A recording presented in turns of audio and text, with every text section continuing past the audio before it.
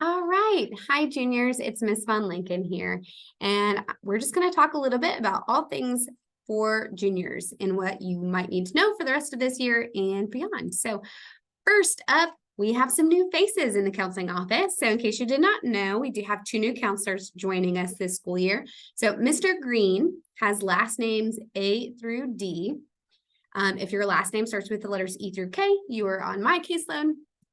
For L through RE, you are with Miss Smith. And then if your last name starts with RI through Z, you will be with Mr. Crew.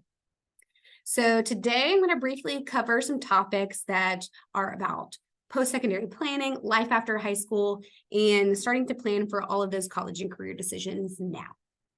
So we'll talk about, yes, junior advisement, post-secondary options, the HOPE programs, dual enrollment, and a little bit of ambiance at the end. So junior advisement and IGPs. So what is that? So basically, this is a time for us to plan and prepare for the rest of high school and beyond. We'll be doing this with all of our 11th grade students in the class of 2025. These are going to be 30-minute meetings that you'll have with your counselor. If your parents or guardians would like to join in those meetings, they're more than welcome to via phone call. And these meetings are going to start happening after fall break. So you'll be getting a letter home in the mail with some more information and when your scheduled time is. Don't worry if for some reason you're absent or sick that day, or you have a test right at the middle of the time of your appointment. We can definitely work some things out so that we get to meet with each of you one-on-one. So post-secondary options. So there's a lot of things to start thinking about with post-secondary options and your path for after high school. So we'll be talking about some of these things. And there's a lot of different paths you can go down. So there's apprenticeships and job training. There's the military, specialty schools, 2-year and technical colleges, as well as 4-year colleges and universities, and some other options that might be non-traditional. So trades and apprenticeships. So these are going to be those skilled workers on the job training. And if you get certifications and licensures in these fields, you can often work your way up into higher earning salaries.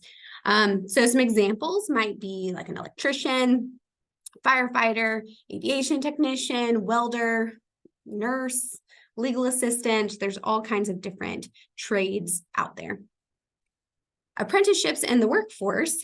So when we talk about these, we are referring to on-the-job training. Oftentimes these are provided by the employer. So you're getting paid while also receiving that training. And again, it can also lead to those higher paying, more secure jobs after you have completed your training. So there's a QR code up there in the left-hand corner, so feel free to go ahead and scan it if you are interested in the HOPE Career Grant. So if you haven't heard about this yet, it's a pretty great program. And basically what it means is there are 17 programs of study that you can earn a technical degree from for free. And there's no tuition, it's free.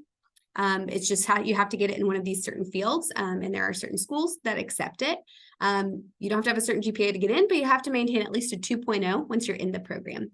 So these are some examples of what those fields are. So again, no GPA requirement. So if your GPA is maybe not where you'd like it to be, this is a really great option, especially if you are interested in one of these fields and you can get your schooling paid for. There's also a website down there at the bottom. So feel free to make a note of that and definitely look into it. And if you'd like to talk with your counselor more, feel free to make an appointment with them.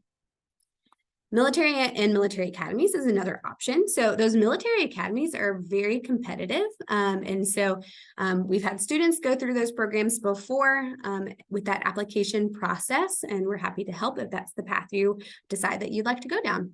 Some of you might even be taking the ASVAB test on October 11th, when that is our big testing day here at Cal. But there are, these 5 military branches. And so if that's something that you're interested in, I'd encourage you to go ahead and start doing some research now to find out what that's like. Speaking with recruiters, oftentimes you might see some of these recruiters in our lunchroom and cafeteria. And so take that opportunity to have the conversation with them. So getting into college and high school graduation, requirements are not the same. So for high school graduation, you have certain requirements that you have to meet. If you'll remember, you have to earn at least 23 credits in specific areas in order to meet graduation requirements. You keep up with these, we keep up with a lot of these to help make sure you are in the classes that you need, right? For college admission, right? They may have additional requirements that they need, right? They might have a minimum GPA, they might need the SAT or ACT. And it's your responsibility to look into what those requirements are to find out what the school wants so that you can start planning for what you need to do for the rest of your high school experience.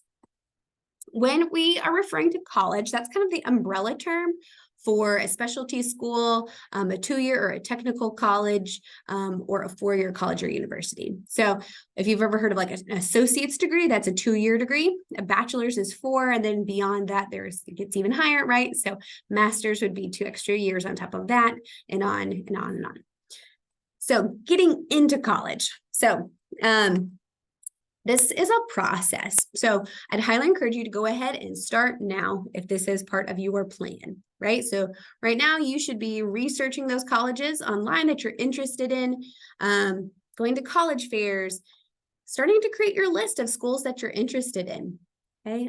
There's something called the freshman profile or freshman index, and this is basically the middle 50% of the students that were admitted to that college. So that means 25% are below, 25% are above. But if your numbers, right, like your GPA, SAT, ACT scores, number of AP classes, all kind of fit right there, that middle range, that means that college is probably a fit for you. And so starting to look into those colleges, finding the ones that you think you might be interested in. And if you're able to go and visit those, also this is a great year to do that. Okay. Some other tools that you can use are Supermatch and Naviance.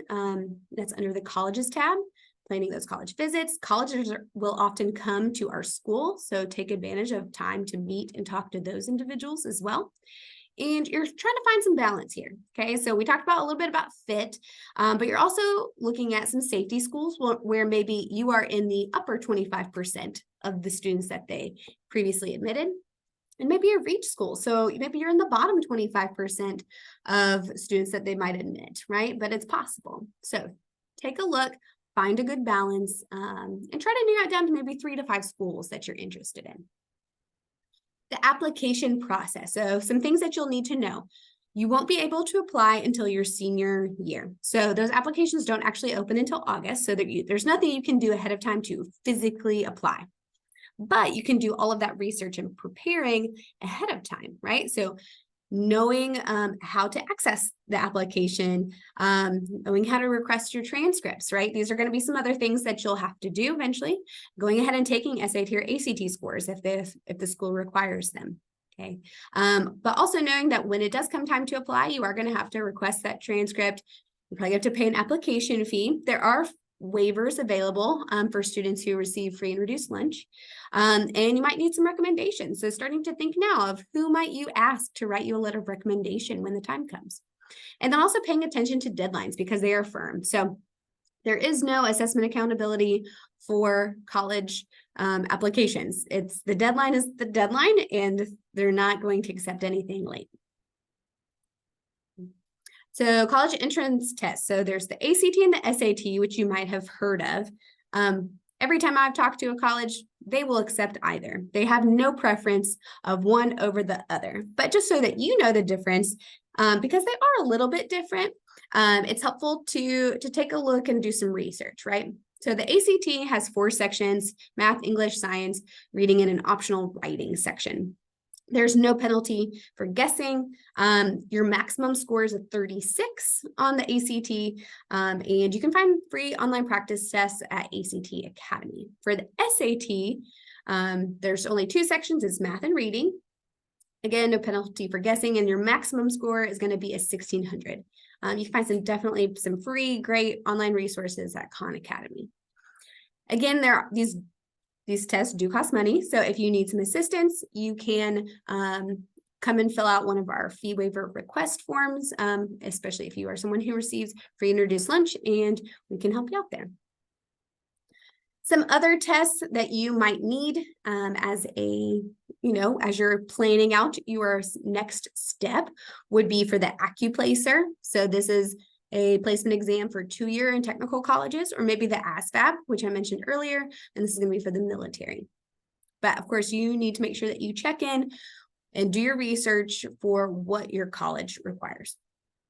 All right, HOPE programs and financial aid. So we talked a little bit about the HOPE Career Grant, but there's also the HOPE Scholarship. So many of you might be familiar with HOPE Scholarship or Zell-Miller. So the HOPE Scholarship, right, you have to have at least a 3.0 as calculated by the Georgia Student Finance Commission is what those letters stand for. Basically, the easiest way to find out what that is to look on gafutures.org. Okay. You also have to earn at least 4 credits from an academic rigor course. And so there's a complete list again on gafutures.org. So the HOPE Scholarship is intended for 2 or 4-year degrees. And again, there is that GPA minimum. Okay. The HOPE Grant, as I mentioned earlier, no initial GPA minimum. You just have to maintain that 2.0 once you're in the program. And this is going to be for those technical certificates or diplomas. All right, so which classes count towards HOPE? So this is when it goes to calculating your GPA for HOPE, they're only going to look at your core classes and academic electives. So your English, your math, your science, your social studies, your world languages. Okay, and so if you're looking at your transcript, those numbers all start with these numbers. Okay, those course numbers correlate to which classes that HOPE is going to look at. They also weight your GPA a little bit differently. Okay, so they're not going to add any additional quality points for honors courses, but they are going to add a half a quality point up to a 4.0 for AP and dual enrollment. Okay. So your HOPE GPA is not on your transcript. So are you going to have to look this up, and you should be able to find it on gafutures.org. So if you don't already have an account, please go ahead and make one. And it's free. You will need to know your social security number though when you go to make that. Okay. So paying for college, okay? There's a lot of ways to do this. Obviously, utilizing family resources, grants and scholarships, loans, okay, and work study programs. Definitely happy to talk more about each of these with you if you like. But just knowing that grants and scholarships do not have to be repaid, but loans do. So just something to keep in mind. Okay, and how do you find these resources? So you can come talk to us in the counseling office, look on our website, look at college websites. We have a master list on the Kell website of a lot of scholarships. You just have to do the research, start looking now, okay? There's also something called the FAFSA, and you'll complete that your senior year. And this is for federal student aid. All right, dual enrollment. Dual enrollment is another way to earn college credit before you get to college. So that reduces either the time or the money that you might spend on your college experience. So this is open to 11th and 12th graders to apply. We've had some dual enrollment meetings, so I won't go too in-depth into this, but it is a way to start earning college credits now. Up to 30 credit hours are funded by the state of Georgia, which means that's about 10 classes. And I'm happy to speak with you, or feel free to reach out to your counselor. So if you're interested, you'll want to make sure that you look on the dual enrollment website. It's tinyurl.com/KellDE, and there's all the steps to apply. If you're planning for next school year, for your senior year, that deadline is going to be March 15th. So you have a little bit of time to think about it. So I'm going to go ahead and pause because this is turning into a long video, but the last thing I'd love for you to do before I go is to help us out in the counseling office by completing our needs assessment. So we do actually read these, and we take your feedback into consideration, and we want to do our best to help serve you well. So if you guys will do that for me, I would love to hear from you. But I hope you have a wonderful day here at Kell, and go Longhorns.